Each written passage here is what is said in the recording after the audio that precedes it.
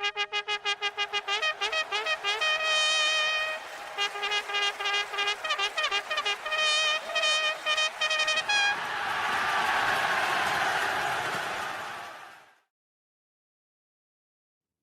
and welcome to For Fuck's Sake. My name is Rob Hayes. We've got Pete and Tom with us this Thursday evening for a show that we are calling The Preview, but he's going to discuss a few other wider things around Leicester City, and we'll get Pete's excuses as to why we've not had a podcast on these before in a couple of moments. For those of you watching live, you'll see that Pete Selby has got Milan 2026 as his little tagline.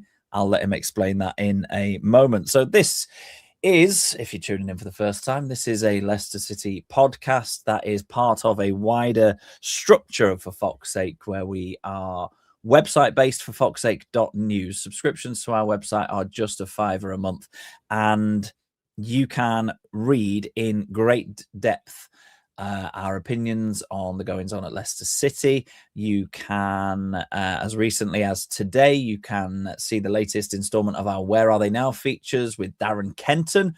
Andy Moore spoke to Darren recently and caught up with him about his time at Leicester and what he's up to these days. There's a roundup of the latest appearances in international football for Leicester City's women's players. Loads and loads of stuff on there, and plenty about the recent news of the evolved leadership structure. I have to say it as robotically as it sounds in the publications from the club. That we're going to talk about. It's emerged today that Harry Winks is not out of contract this summer, as many of us believe. So we will also be covering that. And we are happy, within reason, to cover whatever you watching along live want us to cover. So please do get your comments in however you are watching this evening, and we will discuss them. Go on then, Pete, get your excuses out of the way. Why are you encroaching on my preview show to talk about Leicester City news when you should have done this a couple of days ago? Because I went out for dinner in Milan and forgot. Yeah. But that's literally what life are you living? Go on, Milan 2026. Fill the viewers and listeners in for those who are not up to speed with your latest career movements. Yeah, over in Milan, covering the Paralympic Winter Games, Milan Cortina 2026. So look out for the cross country and the biathlon. That's why I'm in a hotel room. It looks a little bit like Bond Larry or something like that, or shall I say the Bond villain lair, and also just a really hot shower. So I look like I've completely red, but that's just because of that. It's not because of the sun or anything, because believe me, when you're trapped in the OBS, you don't see a lot of sun at all. So but it just turned out that it was a day that everyone could go for dinner, and I volunteered. I said, look, this place I've been to once before around the corner. I said, really nice, and completely forgot. So I put my hands in the air and apologized to everyone. But here we are talking all things Leicester. And I've got the old shirt on as well. I'm going to go to Inter against Atalanta. Looking forward to that. Unfortunately, I come back on the same day as when Vardy plays. So I can't go and see JV, but there we go. At least I'll catch one game. And if you want to read about Italian football and go in to watch Jamie Vardy and go into the San Siro, etc., head over to fox8.news, because on fox8.news, he went last weekend and he went to go and check out. He went to see 3 games, including Vardy, etc. And I won't ruin anything because it's a really nice read on fox8.news and his European adventure. Many people have gone to watch JV play, and the latest is our very own Andy Moore. But I won't see Vardy, but I'll go to Inter Atalanta. Should be a good game. You'll at least see some proper football, not the dross that we've been subjected to recently. Tom, good evening to you. We have got a comment in here that doesn't make a whole lot of sense to me, so I'm going to put it up on the screen and see if you can decipher it, because it is aimed at you. It's from Buzzer. Thank you very much for joining us and commenting live. I heard Tom is going to do a shoey on the next preview if Daka.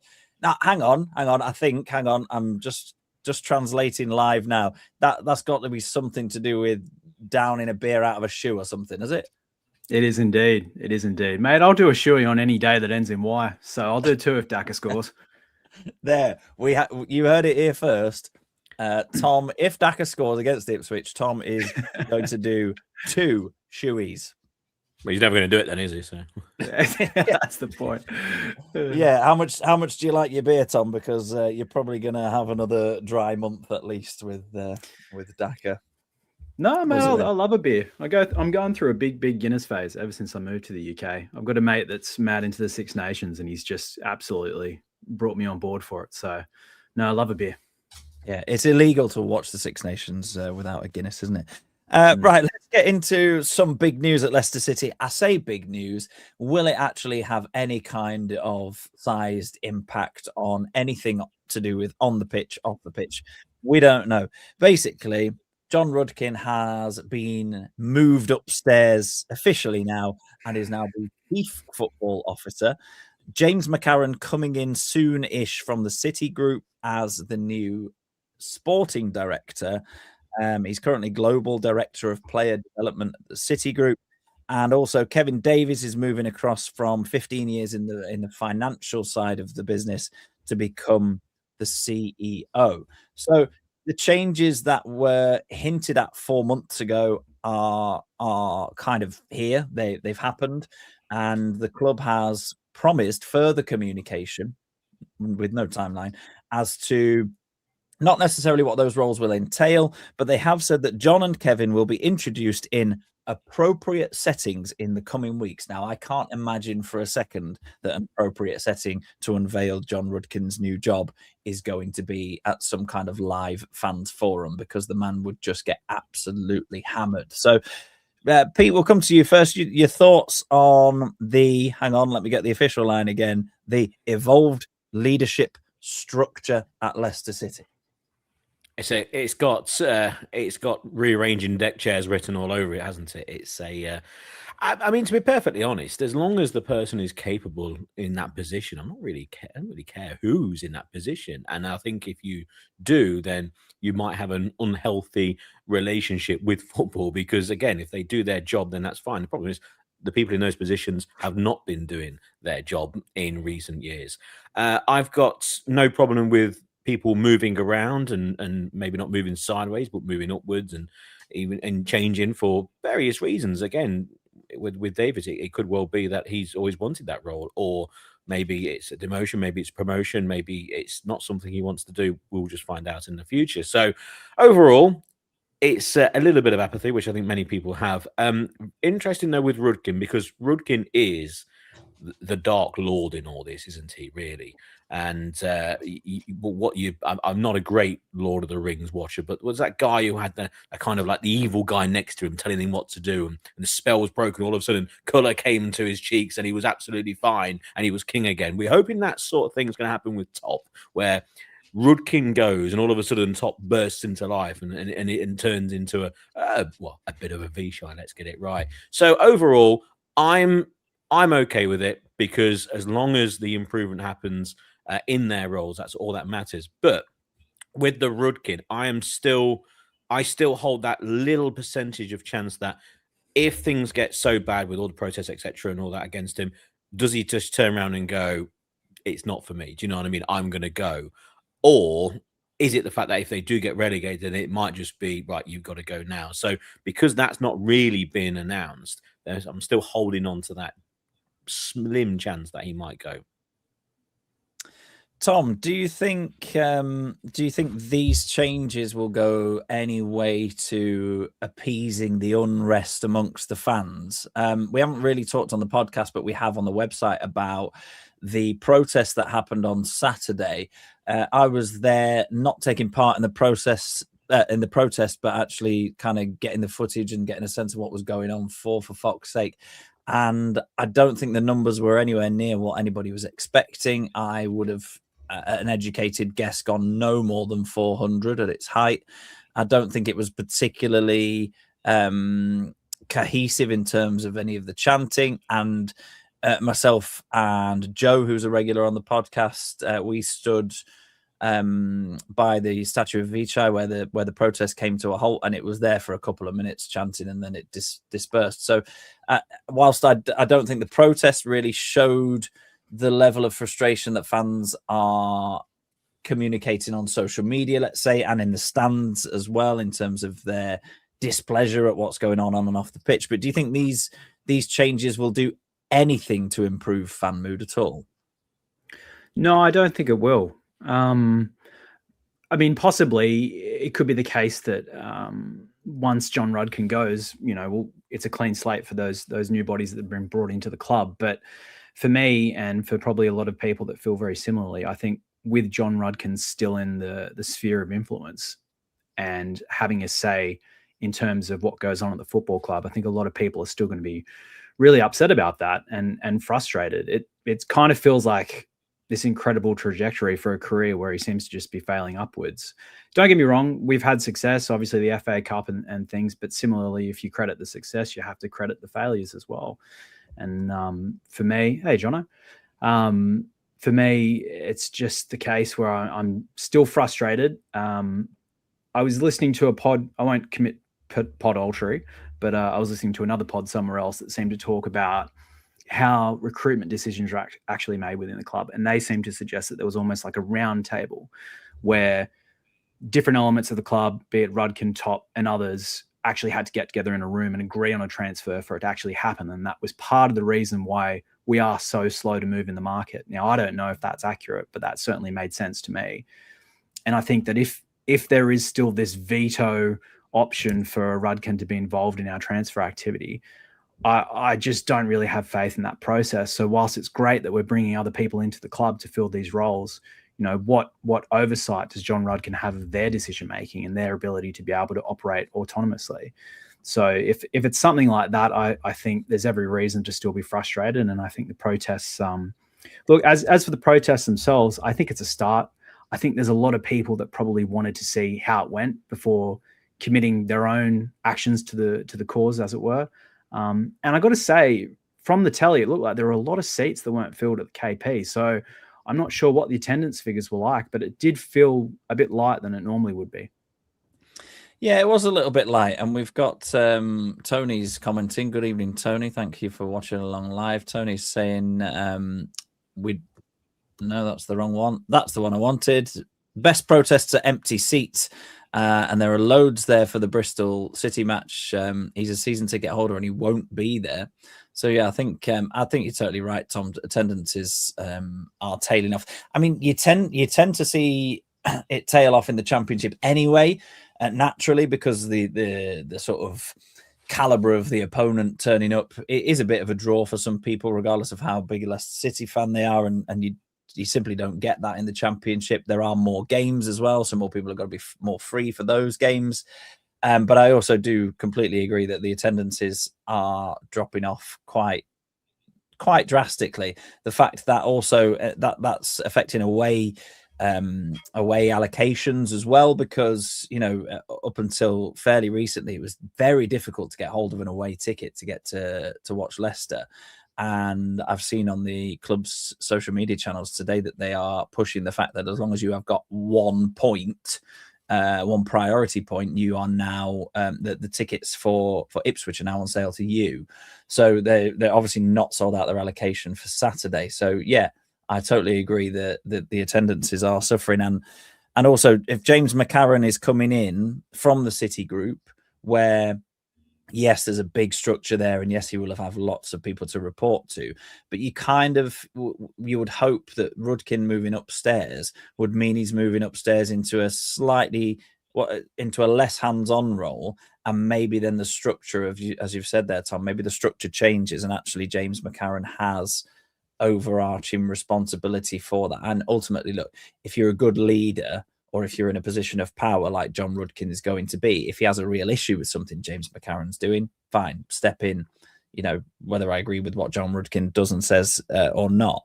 But then hopefully the rest of the time, McCarron will just be left to it, really. Let's move on and bring Jono in. Jono's just joined us this evening. Must have just finished his dinner or got rid of the kids or whatever he has to do on a Thursday evening. Jono, you can come straight in on the happy news that Harry Winks could be a Leicester City player for another year. How exciting. Jono, thanks for joining us. What are your thoughts on the Winks story coming out today, that his contract doesn't actually end this summer? It had triggered a year extension when we got promoted to the Premier League under Enzo Maresca. Are you jumping for joy, doing laps of the garden with your shirt over your head? Evening, fellas. Yeah, it's good to be back. I just read that news actually on our WhatsApp group chat just before I logged on. I have to say, probably not. Frankly, I think it's time for a refresh. It's time to get rid of and start again. And it feels like Harry Winks hanging on for another year doesn't quite feel like that to me. I think what happens if we're in League One? I can't see him sticking around. I mean, the only good thing is that potentially with a year left on his contract, we can actually get some money for him in the market, because I think we should be selling him in the summer. He should leave, and we need a fresh start. So that would be my take. Yes, he's been quality in patches for us. He's showed under Enzo at this level. He's definitely, one of the better players in the league, I would suggest. But his attitude absolutely stinks, and he's let us down too many times. So I feel like it's time to get rid. And so the 1 year extension is just a bonus. The fact that we could potentially get our money back for him if we paid 8 million for him when he came in.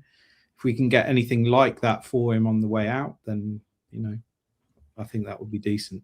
Yeah, I think you're right, and financially, one of the biggest, or one of the most obvious issues that we can see as supporters from the outside looking in over the last few years is the number of players that have been able to leave on a free transfer, having sort of wound down their contracts and cost Leicester City hundreds of millions of pounds in terms of just assets just disappearing. It's not the way. I know they're human beings, but it's not the way that you would run a business. You would not allow hundreds of millions of pounds worth of assets to just disappear out the back door. So actually, Winks having this extra year on the contract does mean that if he stays at Leicester next season, fine. But at least we can demand some money for him. I'm just going to go back to the comments and have another look at a couple of things on the evolved leadership structure before we get Pete and Tom's thoughts on Harry Winks. Andy Moore, for fuck's sake, saying on our poll on X at FFS Pod, surprisingly, there was 18% that either accepted Rudkin or would give him a chance. 18%. I mean, it's low statistically, but it's higher than I thought it would be, and that's, I think, what Andy is a little bit surprised by there. And Buzzer saying that my problem is Rudkin signs off on the wages. Whether he still will in that position, we don't know. But the problem isn't necessarily what the player that we get is the ridiculous wages we give them. Yeah, and you would hope that with the reshuffling upstairs and the realization that we are at the moment far from being a Premier League team, far from generating Premier League revenue, that actually that wage structure is going to be addressed and revised. Tony also saying going to be a huge shock to the club when the season ticket renewals come around. It'll be very interesting to see numbers in that respect. Yeah. Andy Moore saying delighted with Winks staying. He loves him. Not sarcasm either. Yeah, I'm not totally sure there, Andy. Pete, Harry Winks, yay or nay? I'm definitely not a nay. The one thing with Winks, and the surprising news for me, is that it's an extra year at the end of this year. If you get, and it's not revised terms for this season, etc. So if you think about it, it's because of winning the championship. Okay, so we won the championship, and then he had 2 years left on his contract.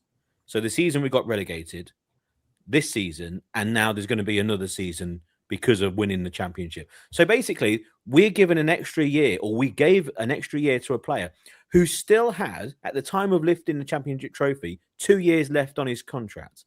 That for me is a bit strange, because if you were Leicester City in the Premier League and we stayed up, then the player would have had an extra year to go, and then more than likely either sign a new contract even before that, or the team would have evolved to be to go beyond a Harry Winks in the Premier League. But then if we got relegated, which we did, then surely Winks then would have given us 1 year to then bounce back. Obviously, that's not worked at all. And if it's not worked at all, then we need to get rid of him. So for me, when that clause was put in, they must have looked at the two options. One, we survive in the Premier League, we bounce back straight away, we survive in the Premier League, and he's not needed. Or secondly, we dramatically do not survive in the Premier League, which is what the case, and it all goes horribly wrong in the Championship, which has been the case, and we still wouldn't need him. So I don't understand why it was put in there in the first place, if you catch my drift. So for him staying, we've seen in the recent couple of games, he's still a very, very good midfielder. And if they want to build the side around him, if he wants to be at Leicester, if he's got a good relationship with the manager, we've seen what Winks can do in the Championship. But also we've seen what he does when he doesn't have a relationship with the manager, and that's absolutely nothing. So for me, it just depends on who comes in. If they want him, fine. If he wants to be there and he wants to play for that manager, whoever it is, fine. If not, no. And I think that's as easy as that, because when he plays, he's a very good player. But I just question the decision in the first place when we were relegated for the first time. It's a bit strange to me.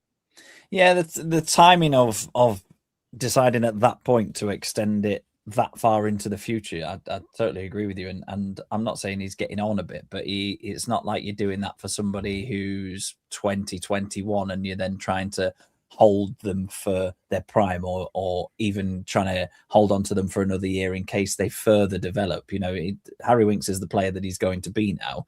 And like you said, and unless you are trying to stay in the Premier League or trying to win the Championship, I don't think he's that useful a player, because I think Premier League midfields have evolved since Harry Winks was any good in the Premier League. I'm not saying he couldn't do a job, but I'm not convinced that the current style of football in the Premier League would suit him. Amit's asked a question. Amit, what I'll ask you to do is, because you joined us a little bit late, just go back and watch the start of the show, because we are over 20 minutes in. It's a great question. Will anything change at Leicester with the new hirings of James McCarron, etc.? As everyone seems to now have to report to Rudkin anyway. Have a little rewind once this goes up and watch our thoughts on that at the beginning of the show. Same for anybody that's joining us. You can also have a look on forfoxsake.news to see Andy Moore's take on things as well. Just have a look and see what anybody else is saying. We'll look ahead to Leicester Ipswich in a couple of minutes, but I think we do just need to touch on how disastrously bad Saturday's game against Norwich was. So I went and I was expecting to be on the edge, filming, taking photos, talking to people on the edge of the protest and feeling really a lot of passion, a lot of atmosphere, and then walking through the turnstiles and also feeling a lot of passion and atmosphere. And I got nothing out of any of it, to be perfectly honest with you. It was the entire day, apart from going to visit my little nieces afterwards, was a complete damp squib for me. And I drove back up the M1 a bit like, didn't really feel anything today. Jono, you were the opposite from what you said in our WhatsApp group. Now, I'm not asking you to air any marital goings on the show, but just talk us through your emotions from Saturday's very, very flat 2-0 defeat to Norwich, and I guess leaning towards Saturday. Do you see a way that Leicester can turn that around in just 7 days? Yeah, I mean, you're referencing the message I sent on the group chat that we've got. Yeah, I just felt so deflated and let down and quite depressed, frankly, after the performance on Saturday. It's probably the worst I've ever felt going to the KP and watching the team, and that's saying something after what we've seen so far this season. I think it was partly built up from my own expectations, thinking after two reasonable draws against decent opposition that maybe Rowett was getting something out of the players. And I went there with optimism, to be honest, to think that we would get a decent result. And it was the absolute opposite. Even after the protests and at the start of the game, I thought that the atmosphere in the stadium at the kickoff was as good as I've seen it for an amount of time, to be honest. It was reasonably full compared with recent times, and the crowd were definitely trying to lift the team. Certainly for the first half, that was a half decent atmosphere from where I was sitting. And I sit in the corner where the Union FS guys, just to the right of those guys. So it's probably the louder part of the stadium, probably. But even so, yeah, I felt really let down. And when I went home, I was in such a mood that I basically fell out with the wife and kids, and I was in such a mood I couldn't snap out of it, and I had to, after saying and being quite rude, go and sit in a dark room for a bit and just be by myself. It's the first time I've ever had to do that after a football match, frankly, and I think it was down to the fact that I thought that we'd turned a corner. Fortunately, my wife is very understanding and all the rest of it, so that's fine. But yeah, it just goes to show that, you know, what's happening for me, it's actually started to affect me personally. And I said to you guys on Saturday that it's crossed my mind about whether to actually go to another game. The way it affected me on Saturday, it just affected my whole weekend. And you know, I've spoken to a few people since then, and they said, you know, it used to happen to them, and you know, you've got to kind of get past that stage of actually letting it affect your whole life when you get so disappointed and felt like let down. So yeah, it's, you know, a bit of a personal angle from my point of view, but yeah, Saturday was a dreadful day for me for those reasons. And yeah, I don't know what else to say really. I mean, things are better. Well, you're getting some backup in the comments there. Tony's saying you need a break from it, and that's why he's swerving Tuesday night against Bristol City. That's absolutely and you know, that's the choice that everybody's got to make, and it's not necessarily a direct attempt to boycott games, but it is a general feeling amongst the fan base that, one, if you've got something better to be doing, if you normally miss something else out in your life at the expense of the football, now people are at the moment reprioritizing those kind of things. And if it's going to affect your mood and stuff, and look, all of us who are Leicester City fans, we all have at least one extremely tolerant family member or spouse who has to put up with, at the very least, us having a whinge and a moan about it, and at the very extreme cases there, John, affecting essentially your mood at that moment in time. Pete, the Norwich game was a backward step, but you could also, so let's have a look at this from Gary Rowett's point of view. You could hear in his voice after the game that he felt like he got somewhere against Stoke and Borough, and then actually after the Norwich game, you could hear in his voice the disappointment, and I think he looked like he felt a little bit let down by the players. Yeah, I think a few, I don't know, chickens coming home to roost, maybe the same. I don't know, but a lot of people went into that game maybe not even looking at what Norwich have been doing. I was very, very impressed with Norwich. I thought Leicester were very poor. That's obvious. But I thought Norwich were really, really good and missing a lot of players. They knew exactly what to do against Leicester. They had some very, very talented players, but also players who are completely not what we want to be facing against. I thought the defense looked very tired as well. And we know that that's essentially the back four that we've got. Maybe the Lascelles can come in. That's obviously a conversation for the when we look at Ipswich. But I thought as the second half went on, I thought they defended quite well in the first, but then as the second half went on, that's when the mistakes started to come. And I think a lot of it was down to a little bit of tiredness, as well as obvious poor play. But, you know, that's taken for it as granted. So I'm a little bit different to I think of many people on this, and you know, I am a bit of a glass half full kind of guy. But I looked at that and kind of went, right, okay, don't worry about it, because I just thought Norwich played very, very well, and it was a game where straight away we couldn't make anything, we couldn't build any chances, we couldn't make anything happen further forward. And when you've got Patson Daka up front, that's not going to happen, is it? And on a counter attack with him buzzing around, etc., trying to get on the end of through balls, then things maybe can happen. But when you're looking at trying to build movement and having one player in the box, and maybe against a pretty solid and well-drilled side, maybe a delivery into the box, it's not going to work. It's just not going to work. So maybe there was an element of wanting Rowett to maybe change things earlier at half-time, because we were just getting no change from Norwich. But overall, with other teams losing as well, and we've got to that stage now, I think we're all looking at what other teams are doing. It's almost a little bit of maybe no harm. Let's go on to the next game and see what happens. What I don't want to happen, and obviously a lot of Leicester fans who go to the King Power, we don't want to turn into that side who are essentially scared to play at home and maybe are better away from home. That's what we don't want. But ultimately, and I know when we're talking about football, we're talking about a preview for the next game, as long as we pick up points, I'm not don't really care whether it's at the KP or away from home, but we will need to improve. I just hope that a slightly refreshed defense will help, because they did look, they were just on their arse, weren't they, late on? Yeah, absolutely. And the defense, when they're fresh in the first couple of minutes, are not that reliable, are they? Let alone when we were a minute from the end of time. Good evening to those of you who are joining us live. Lots of you watching along. If you want to drop your comments in, please do. Usually this preview only lasts half an hour, but we have had an awful lot to cover, and we've not actually started previewing the Ipswich game, and we have just gone over the half-hour mark. So we'll be with you for a little while longer. So if you are with us live, drop your comments in. Tom, I'll ask you from a slightly different angle about the Norwich game based on a couple of comments that we've had in. Buzzer preferring to look at a more positive angle, that Lascelles looked miles better than Okoli when he came on. I mean, I 100% agree with that.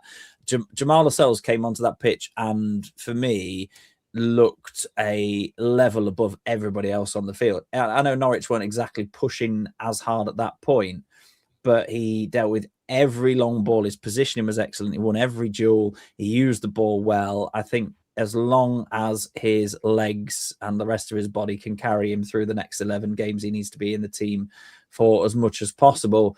We have to also look at the negative side of individual players. Jordan Ayew came in for an absolute battering. He's become a bit of a scapegoat. Don't get me wrong. I don't rate how he's performed in a Leicester shirt this season at all. But there's that little clip on social media of him trying to press the defender who was stuck right by his own corner flag, and completely giving that up. And then the rest of the players, or the majority of them at least, giving a half-hearted attempt at applauding the handful of fans that were left in the stands at the end of the game, and Ayew just trudging off like a petulant toddler. So what are your sort of takeaways from that game, but specifically sort of player-wise? Is there anybody you think that covered themselves, not necessarily in glory, but showed something there in an overall bad team performance? And what's your thoughts on Jordan Ayew? The thing about that clip where he's trudging off that winds me up the most is the fact that, because it's the back of him and he's wearing the number 9, and you know who wore that number 9 before he did, and you're thinking, the comparison's just sitting in your mind and thinking, what are you doing? Where's the effort? Where's the passion? Where's the press? Where's the aggression, the anger, all of it? Jordan Ayew cannot stay on his feet, and he's fast becoming probably my most disliked current player in the squad at the minute. Now that FaZe is shipped off to Monaco. Look, the game itself was deeply frustrating. I have had similar experiences to what Jono's experienced in the past, and this season for me, there's been a level of just putting the results and everything at arm's distance and not allowing it to affect my weekend the way it used to. And I think when we spoke about the protests before, there was a whole conversation pre-match around, well, are the protests going to affect the players, and is that energy going to be brought into the stadium in a negative way? And I think the crowd did their job. I think they were brilliant. I think they said what they needed to say outside the ground, if you agree with it. And once they were in the stadium, I think they were up for it, and they were backing the players. And again, these players are the professionals in this instance. They're the ones that should be turning up, raring to go. And if they get our support, even better. And we should be supporting them. But it's up for them to be able to get off their own backsides and start actually playing football to a level that we can get behind and that's befitting to wear the shirt. Norwich played well. There's no getting around it. And I think Lascelles instantly boosted that back line. But Norwich were light. They had plenty of injuries. I think they had something like 14 injuries or something ridiculous to their squad. It was a huge amount, but they are top of the form guide. And if the league table was to start since January, they'd be at the very top. So they're a very good side. They know what they're doing. I think Gary Rowett, I think he's done really well considering the cards he's been dealt. It was a really disappointing result. I think we were all up for it. We're all predicting, 2-0, 3-0. I'll hold my hand up and say any sniff of optimism and hope I was ready to jump on. And that just says so much more about this season, that after 2 draws, we're ready to believe. Hopefully this is the light peeking through the crack. But it was a poor performance, and I think Ayew typified that. There weren't a lot of players for me that covered themselves in glory. I want to be a half glass full fan like Pete is, or should I say half shoey full? But I'm just not seeing it at the minute, and I do fear the worst. But I would say to all the fans like myself and Jono that feel it, we've got to care without caring so much, if that makes sense. We've got to find that way. There it is. Pete's glass is empty. The glass is empty. Let's just have a quick look at a couple more comments before we do finally start to look ahead to this weekend. Ragman DC saying, why do we put Ayew on the pitch? Yeah, very good question. And this is a guy who's the captain of his country, has played hundreds of appearances for Crystal Palace in the Premier League. Somebody who should be at least looking like he's trying. Michael kind of contrasting things, saying we didn't lose because of any one player. We're not necessarily saying that. We're not saying Jordan Ayew is to blame for Leicester losing to Norwich. We're just saying Jordan Ayew is kind of typifying what, or is being the channel that people are using to vent a lot of their frustration. So that's why he is, as Tony says now, the pantomime villain. Absolutely. Now we need, statistically speaking, if you look at for foxsake.news, an article I published today, I'd crunched some more numbers. I've never been as into numbers and stats since until we launched this website a couple of months ago. I know. I'd never used. I used to think, oh, it's all a load of rubbish. But I thought, you know what? I personally, and maybe I've just completely avoided it because I have said many a times on the show, I don't really have that much of an interest in Championship football. So maybe it was just something that wasn't in my brain. But everybody knows the magic number to stay in the Premier League is 40 points. Nobody's ever been relegated with 40 points. So I decided, because we're in this horrific situation now, to have a look at what the sort of maths was behind how many points Leicester might need to stay up. And the reality is, on average, in the last 10 years, the point I worked out the average is 45.3 points. Okay. Yes, some of the time you needed more than that, some of you needed less. That's what an average is. People, look at me being all statistical these days. So that would mean that Leicester then need 11 points from 11 games to be in with a reasonable mathematical chance of survival, a point per game. And if you go to forfoxsake.news, have a look at the article. I've looked at every single fixture between now and the end of the season, where those points could be. And by my Mystic Meg calculations, is going to come down to the last game of the season against Blackburn, where we're going to need all 3 points to get those 11.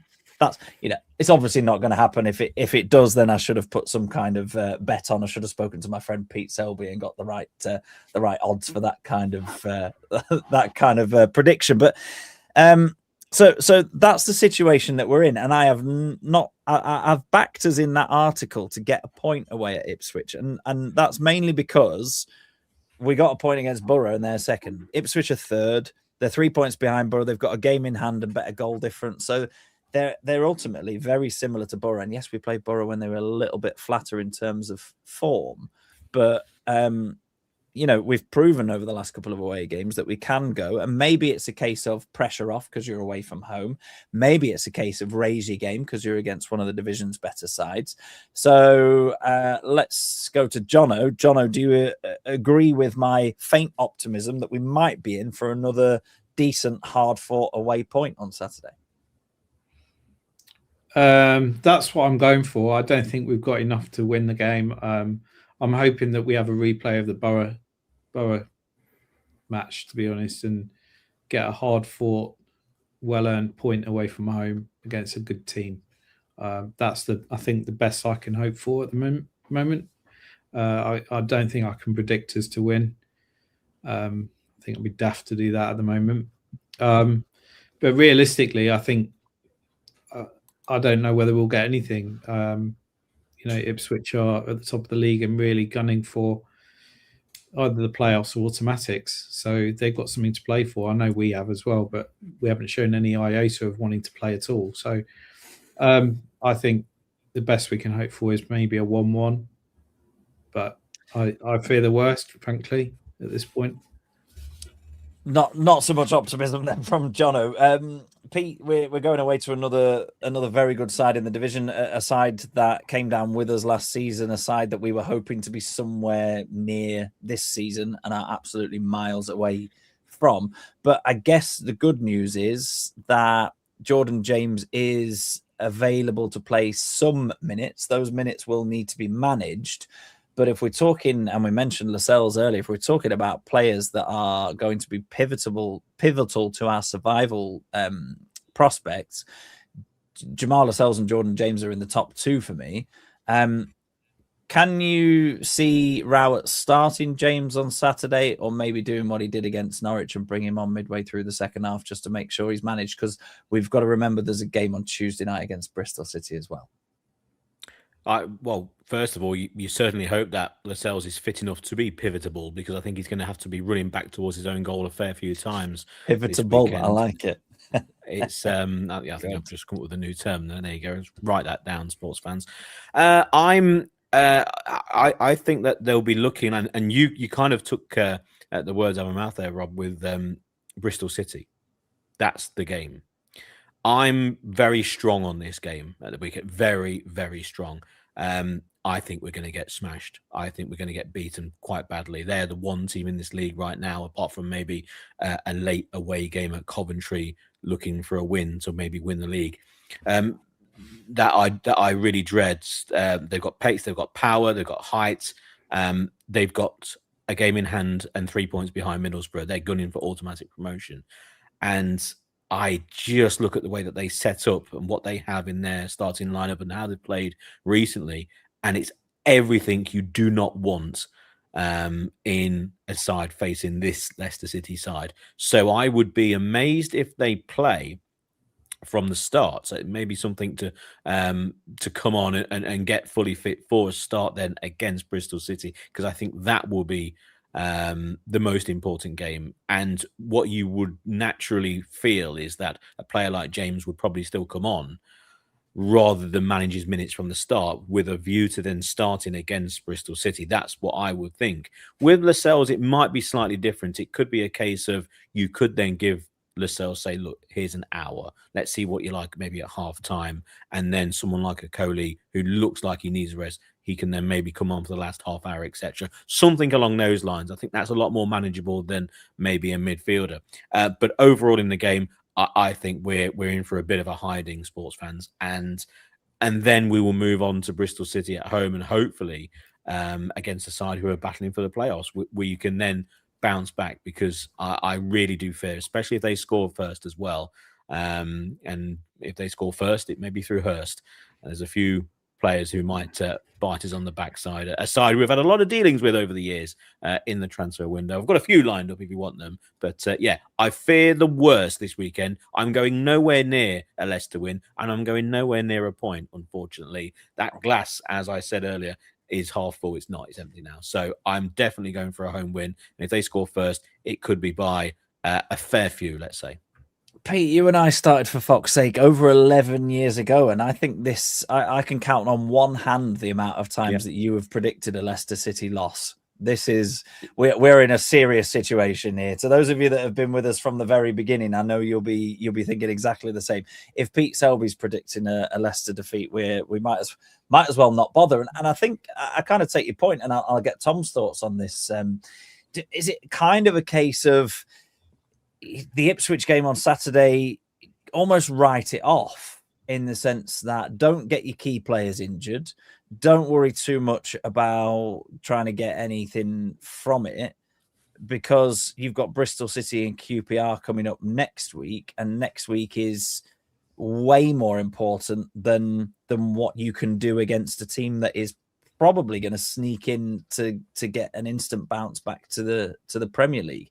Obviously, you have to turn up and play the game, and there might be repercussions if you don't approach it in the right way, in the sense that the players' confidence takes even more of a dent, and their sort of mental fortitude becomes even less apparent, and they become even more fragile than they currently are. But you said yourself, Tom, that you're trying to keep results and things at arm's length, and you said you'd almost put Norwich out of your brain before we managed to regurgitate it all for you this evening. You're welcome. But is it almost a case of this game on Saturday's not even happened yet, and you're already trying to park it out the way and look forward to next week? Man. Look, can I make a case for the defense against what Pete's just laid out? Because it does sound pretty grim. I think we need to, well, we are going to turn up and have a go. What can I say about our current situation? It's Jekyll and Hyde. When we played Middlesbrough, we looked quite good. You know, they're right up there. We can mix it. There is quality in this squad when they decide to actually put in the hard work and application. Perhaps, you know, something could happen, but I do struggle to see a positive result. Maybe a 1-1, like Tony's dropped below. Could be something we could clutch at, but yeah, it does look grim. I think Lascelles changes the equation slightly, and I think Okoli being outside of the squad, or at least the starting lineup, could bode quite well. JJ's return, we have to admit, does change things as well. Where he slots in and who for, that's an interesting conversation, but he is class, and you get the sense that between maybe Devine, JJ, and Lascelles, we might be able to start to build around those three and some of the others if they want to put in a performance as well, because they are capable. It could be a worldie outside the box that swings it in our favor at some point. So there are moments there that we could cling to, but I do think it is going to be a very tough match, and I'm probably not game enough or bold enough to predict a win. There is one thing, Rob.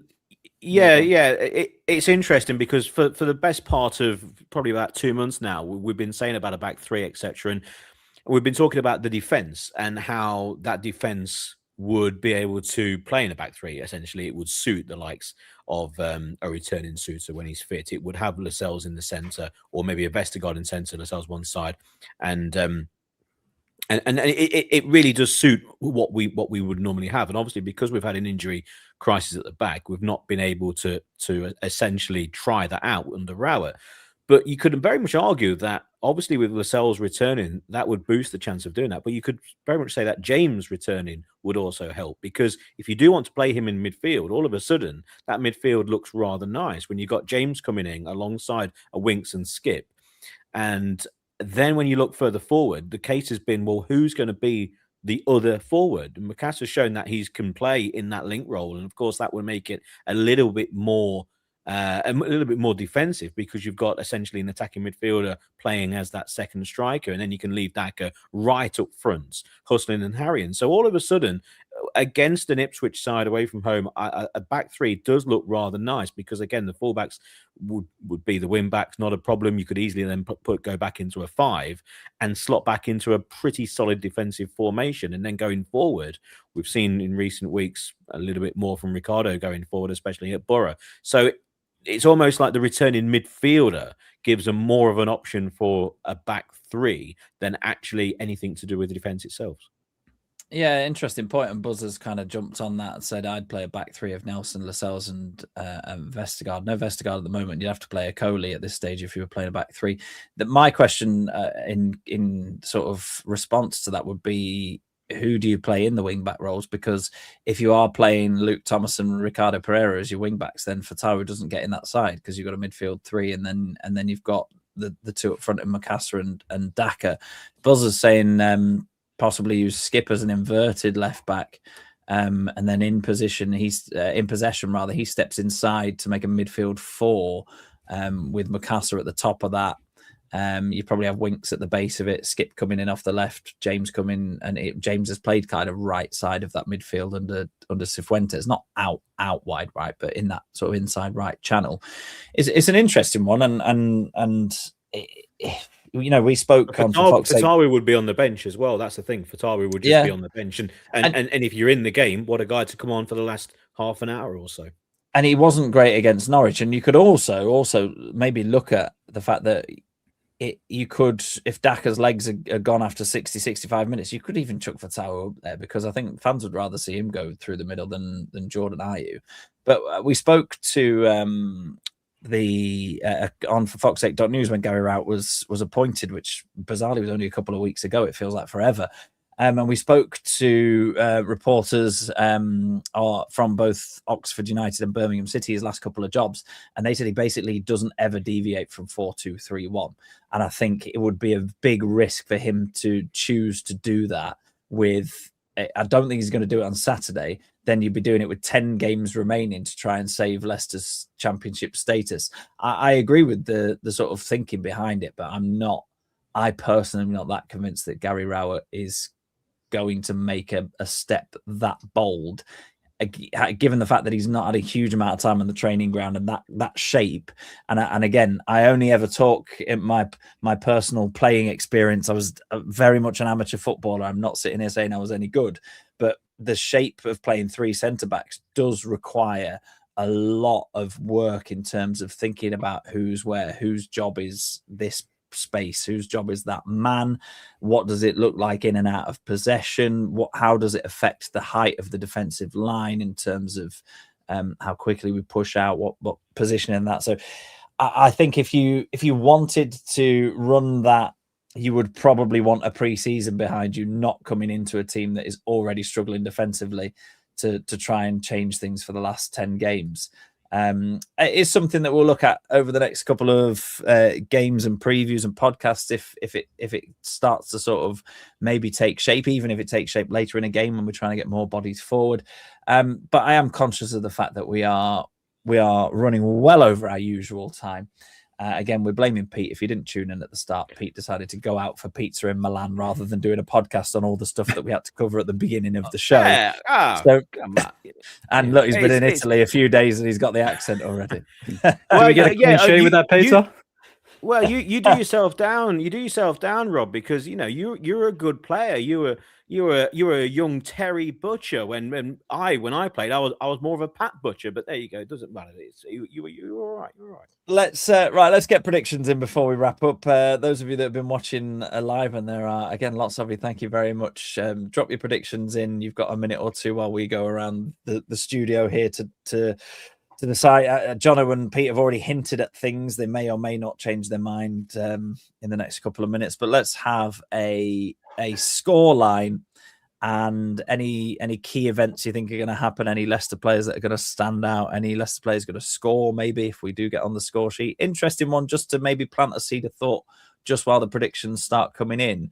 On my preview article, which will be live on for foxsake.news within the next hour this evening, I've had a look. Stats again, I'm getting really stuck into them. Leicester have got the second worst defence in the league, behind only Sheffield Wednesday. Nice. Average concession of 1.6 goals per game, which isn't actually as bad as I thought it was going to be when I worked that out. Ipswich have got the second best goal scoring record in the division this season, averaging 1.77 goals per game. So in fact, I'll kick off the prediction round then. Based on those numbers, I think it is going to be a 2-2 thriller. I just can't bring myself to predict that Leicester are going to lose, so I'm going 2-2. Jono, let's come to you. Are you still on for a 1-1? You're on mute. That's what you are on. Sorry. Here we go. Yeah. It paints a bleak picture what you just said, and I think that it will follow in that suit. So I think it will be 3-1 to Ipswich. I think we'll put in a display for about 20 minutes, but ultimately we'll concede some sloppy goals and continue as we were, to be honest. So I'm going for a defeat, which is the first time I think I've ever said that. And it's worse than about 10 minutes ago when you were talking about a 1-1. Leicester have conceded two more goals in the last 10 minutes. Yeah, I think that's the best we can hope for, but I don't think it'll happen. I think we'll lose 3-1. And I think you're right. I think we've got to be looking at the Bristol City thereon to start picking up the wins that we need. We need 4 wins, don't we, from the last 10 or 11 games. Yeah. It's doable still, but yeah, I don't think this is the time. So optimistic Jono saying 1-1, but realistic Jono saying 3-1 Ipswich. Pete, I saw you counting on your hands there. Have you got enough fingers to count how many goals you think Ipswich are going to put past us on Saturday? Got a very, very confused Italian lady at the door earlier. She knocked on the door and she said housekeeping. And I said, well, what's that? So I opened the door, and she goes, "What's this?" And she turns around and she goes, "Would you like a clean sheet?" I said, "I would. It's been ages. It's been weeks, months. We've gone almost a club record." And she stood there. She had no idea what I was talking about. I said, "Come on." Yeah, I would. But no. It's not going to happen, is it? It's not going to happen in a million years. I got to 4. I think we will score, and I hope Leicester really take it to Ipswich at the start. Get a goal early, get in front, take it to them, because you know that they're just going to wave after wave of attack after their win against Hull. What a big win for them in their promotion campaign. So we should be on the front foot. I think if we sit back and try and hold it, it's just not going to be the case, is it? You know what I mean? So I'm going to go. How many times have we been away at Man City, Rob, and all sorts, and away at Arsenal, and we've gone for a Leicester win, and we've been right, or we've gone for a draw. But it's got to be one of only a handful that I've gone for a defeat. I can't see it, and I just think if they score early, they're going to go. It's going to be. I'm going 4-1. 4-1. Jono's gone 3-1. Pete's gone 4-1. Let's just have a quick look at the comments before we get Tom's prediction. Buzzer saying 2-1 to Ipswich. Michael saying 2-1 to Ipswich. Buzzer also saying all these stats just for us to win 3-0 and keep a clean sheet. It's taken 55 minutes of the podcast. This must be a new record. 55 minutes until the clean sheet klaxon has sounded. And it comes firstly courtesy of a terrible Pete Selby joke, and then secondly with Buzzer saying that I've got all my stats out just to have them completely blown out of the water. Tom finishes off with your prediction. I've gone for 2-2. Jono's gone for 3-1. Pete's gone for 4-1 Ipswich. What have we got for us? Well, I don't think the cleaning ladies come around here to see me, so it's definitely not happening. But I think it's going to be 1-1. What I'm really interested in this is to see what Gary does. And I want to see how quickly he's learning about the squad, about who's included, and about the formation. If he's not going to move away from 4-2-3-1, and if we've seen IU trudging off the pitch from Norwich, I really want to know what he's going to do, particularly when Daka comes off. So that's what I'm looking out for. So me and you are going for a draw. Jono and Pete are going for an Ipswich win. Let's hope then that has some kind of reverse manifesting effect, and that by none of us predicting Leicester to win, it might actually happen. Like Buzzer says, 3-0 and a clean sheet. Can you imagine? Thank you to everybody that's watched along this evening. Sorry to have spent more time with us on a Thursday evening than you usually do here on the preview. But as ever, if you are looking for any reaction from the For Fox's Sake team as to the latest news and developments at Leicester City, forfoxsake.news is the website. Just £5 a month to subscribe, or £50 for the entire year, giving you 2 months completely free of charge. We do occasionally put the odd free article out as well. There's loads of stuff on there. Yes, reaction to everything that happens on a daily basis at Leicester and Leicester City women's team as well.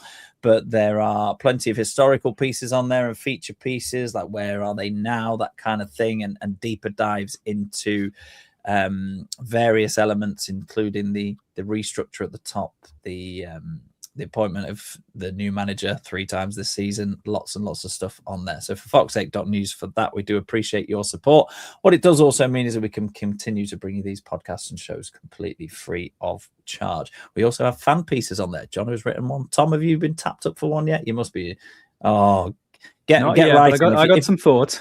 Oh, if you can bring yourself to do it, we'll get you on there as well. And anybody else, if you're watching along and you think, I fancy writing a fan-based, my thoughts on what's happening at Leicester City or a particular area of it, just get in touch with us. You can find out how to do that at www.forfoxsake.news. We want to involve as many of you as we can. Now, we're not predicting a win for Leicester on Saturday, but hopefully that means the opposite will absolutely happen. Thank you for joining us this evening. We'll speak to you again soon.